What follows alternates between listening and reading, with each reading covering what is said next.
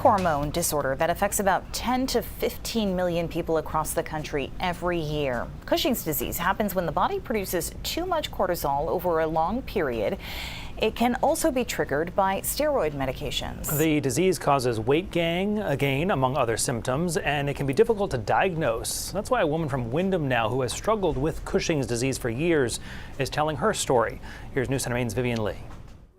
Back in 2006, soon after giving birth to her second son, Kelly Knight started having debilitating headaches.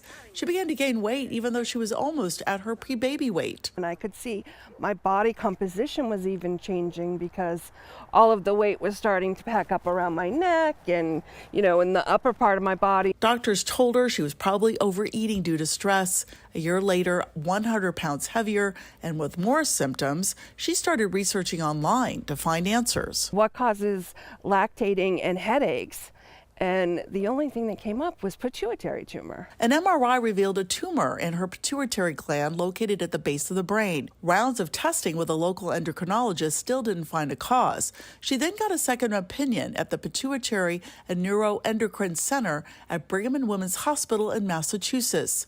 The tumor was removed using a procedure that went through the nose. The mother of two said she immediately felt better after the surgery. Those horrible cluster headache, migraines, whatever they were calling them that day, were just gone. Tests later revealed that Kelly had Cushing's disease. Dr. Lei Min, an endocrinologist at BWH, treats Kelly. He says the disease is caused by excessive cortisol, also known as ACTH.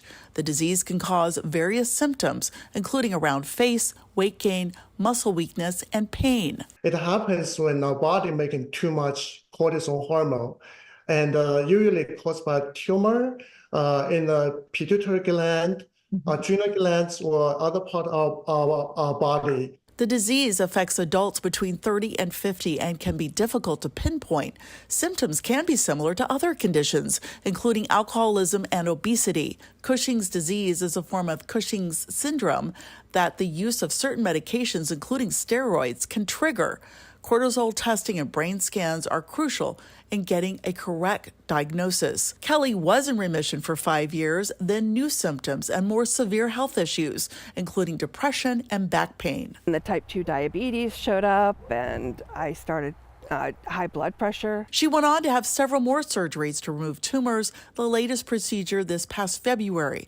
She has lost some weight and seen improvement in her blood pressure levels. With no cure in sight, though, she hopes hormone replacement will help keep her levels in balance in the future. Meanwhile, Kelly's encouraging other patients to search for help. When your body doesn't feel right, you just need to keep pushing and asking for answers. And by getting a second opinion and being your best advocate for your health.